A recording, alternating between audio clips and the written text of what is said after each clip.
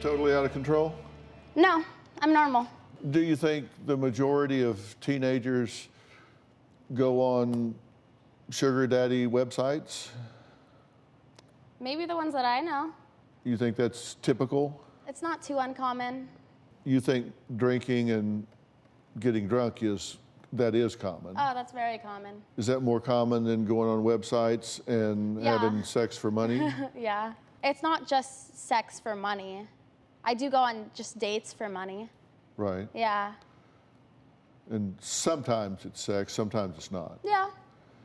Does it depend on how much money you need, or? Yeah. Why is it funny? Why are you laughing? I don't know. That's just how I act. Because she wants to be famous. This is her time. That's why. I just want... You cannot be that shallow to make that idiotic comment. She loves the attention.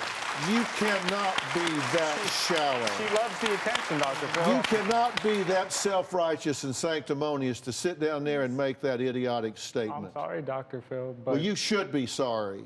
I'm sorry, but she likes the attention right now. Then why did you guys bring me on here? She just said on Twitter that this is her moment to become the next famous girl who's on To help Dr. you Phil. from your dangerous lifestyle, You prostitution. know, you guys that's talk out worse. of both sides of your mouth. You sit there and you say you realize that the trauma has been visited upon her at this point, and then in the same breath, you criticize her for behaving in an immature fashion, when you well know that her emotional and social development is arrested at the point that she becomes a victim of this molestation. If you care about her enough, then you've done your homework to know what's really going on here, and you don't sit there and make idiotic, critical, damning comments about somebody behaving the way she's behaving.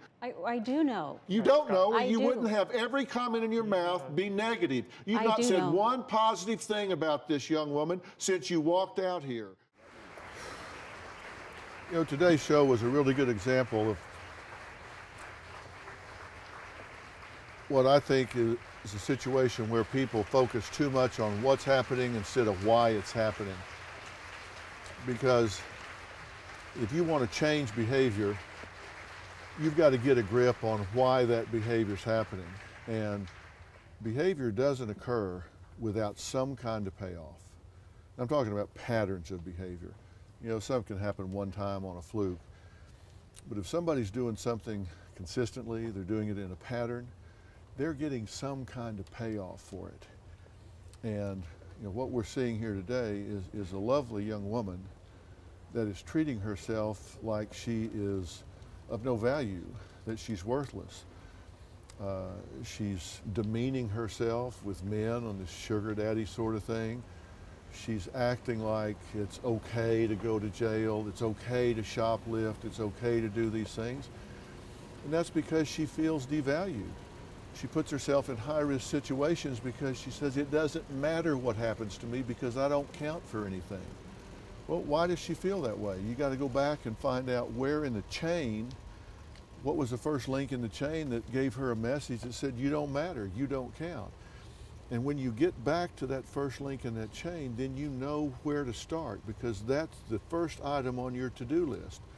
You've got to change that. And if you watch today's show, you will see a shift in her demeanor. And I had to smoke this judgmental family off of her because they're thumping their Bibles and they're citing their righteousness. And I don't disagree with them. It's just not the right way to do it. Because what you want is results. You don't want to be right, you want to be happy. And to be happy, you got to meet her where she is and inspire her to change, not demand her to change. Because she's of age, you can't make her do anything.